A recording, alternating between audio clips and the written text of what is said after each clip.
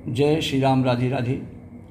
तो मैं आओ बसोई वे सुधारी, पहचाने हूँ तब मोह, जब एकांत बोलाई सब कथा सुना वहूँ तो।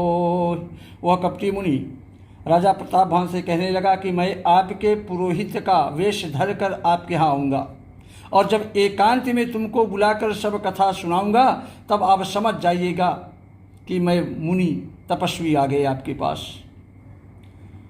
शयन कीन्ह आयशुमानी, आसन जाई बैठ छल ज्ञानी, श्रमित भूप निद्रा अति आई, शो कि में शोव सोच दिखाई।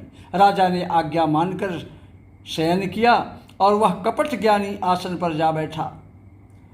राजा थका था, खूब गहरी नींद आ गई, पर वह कपटी कैसे सोता, उसे तो बहुत चिंता हो रही थी। तो काल के तू निश्चर तहयावा, और जही सुकर होई नृपहि भुलावा। परम मित्रता पस नृप केरा, और जानई सो अति कपट घनेरा। उसी समय वहाँ कालकेत राक्षस आया उस कपटी मुनि से मिलने, जिसने सुअर बनकर राजा को भटकाया था जंगल में। वह तपस्वी राजा का बड़ा मित्र था और खूब छल प्रपंच उसको आता था। तहि के सत सुत अरु 10 भाई, अखल अति अजय देव दुखदाई। उसके 100 पुत्र और 10 भाई थे उस राक्षस के, जो बड़े ही दुष्ट और राक्षस प्रवृत्ति के थे। राक्षस तो थे ही, किसी से न जीते जाने वाले और देवताओं को दुख देने वाले थे। प्रथम ही भूप समर सब मारी, और विप्र संत सुर देखी दुखारे। ब्राह्मणों, संतों और देवताओं को दुखी देखकर राजा ने उन सब को पहले ही युद्ध में मार डाला था। तो तेहि खल पाछिले बयरु संभारा, और तापस नृपे मिली मंत्र विचारा। जहिर पूछे सोई रचनी उपाऊ, अभावी बस न जाने कछुराऊ। उस दुष्ट ने पिछला बैर याद करके तपस्वी राजा से मिलकर सलाह विचार विमर्श किया और षड्यंत्र रचा। जिस प्रकार शत्रु का नाश हो, जहि रिपुछै सोई रचनि उपाऊ, अभावी बस न जान कछुराऊ। जिस प्रकार भी हमारे शत्रु का नाश हो, वो वही उपाय रचा जाए। भावी वश राजा प्रतापभान कुछ भी न समझ सका। तेजस्वी शत्रु अकेला भी क्यों न हो, तो भी उसे छोटा नहीं समझना चाहिए। रिपु तेजसी अकेले अपि लघु करि गलिउ न ताहु, अजहु देत दुख रवि शशि सिर अवश्रेष्ठ राहु। अगर तेजस्वी शत्रु है, अकेला भी है, तो उसको कम नहीं समझना चाहिए।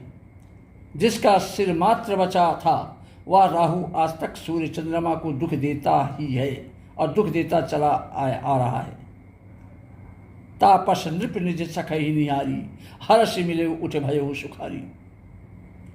तपस्वी राजा अपने मित्र को देखकर प्रसन्न हो उठा और उससे मिला, बड़ा अपने आप को सुखी अनुभव किया। उसने मित्र को सब कथा कह सुनाई। तब राक्षस आनंदित होकर बोला, तो अवसांधेऊ रिपु सुनहु नरेशा, और जो तुम्हें कील है मोरे उपदेशा। परिहरि सोच रहु तुम सोई,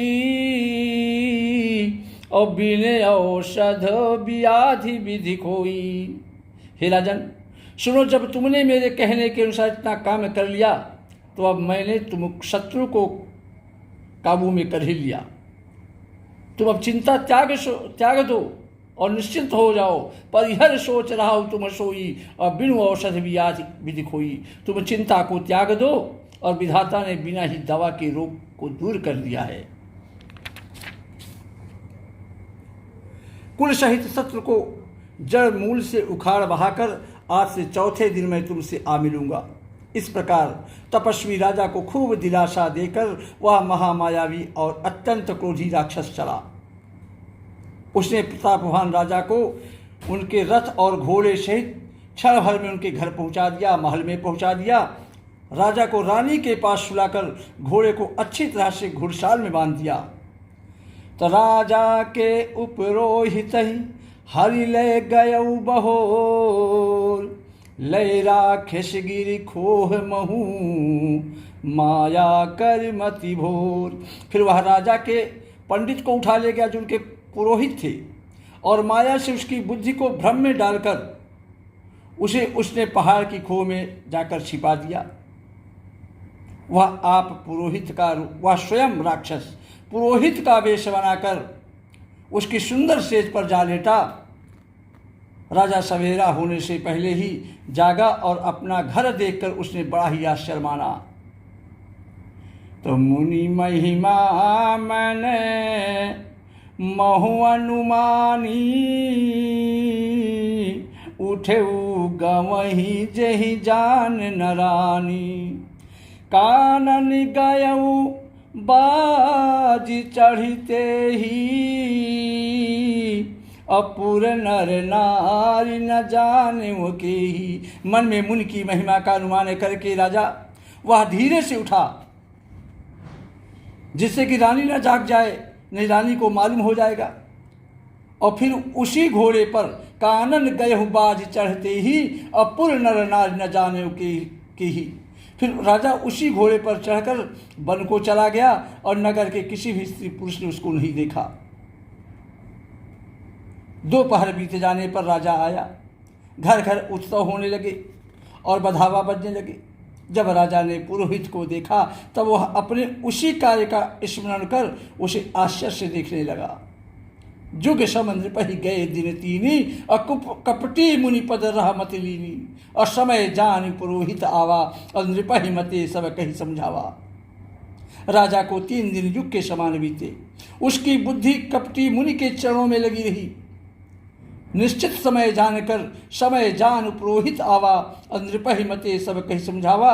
एक निश्चित समय जानकर पुरोहित बना हुआ राक्षस आया और राजा के साथ की हुई गुप्त सलाह के अनुसार उसने अपने सब विचार उसे समझाकर कह दिए।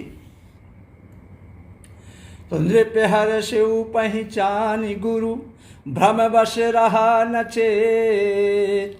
बरे तुरत सत सहस बरो, विप्र कुटुंब समेत। संकेत के अनुसार गुरु को उस रूप में पहचान कर राजा अत्यंत प्रसन्न हुआ। भ्रमवश उसे चेत नहीं रहा कि यह तापस्य मुनि है या कालकेतु राक्षस। बड़े तुरंत सत सहस्र भर विप्र कुटुंब समेत उसने तुरंत 1 लाख उत्तम ब्राह्मणों को परिवार सहित निमंत्रण दे दिया। तो उपरोहित जेवे नार बनाई, क्षरस चारि विधि जसि श्रुति गाई। अमाया मैं तेहि कीन्हे रसोई, बिंजन बहुगनी सकही न कोई। उपरोहित जेवनार बनाई, अक्षरस चारि विधि जस श्रुति गाई। पुरोहित ने 6 रस और 4 प्रकार के भोजन जैसा कि वेदों में वर्णन है उनको अच्छे से बनाया। उसने मायामयी रसोई तैयार की। मायामय तेह की है रसोई, अब व्यंजन बहुगनि सकई न कोई। मायामय रसोई तैयार की और इतने व्यंजन बनाए जिन्हें कोई गिनती नहीं कर सकता।